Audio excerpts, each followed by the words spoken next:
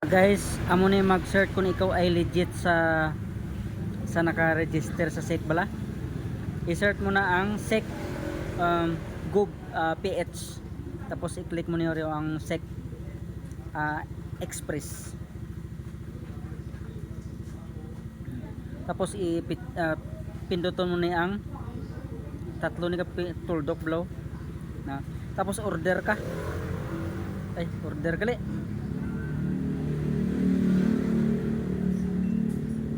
Taka ramuan order, tapos i-search mo lang pisan pulahan lang, makita na tadi aro pulahan no. Na pisan search mo lang pulahan, makita na kami kung mabalaan kung ikaw ay legit na naka-register sa SEC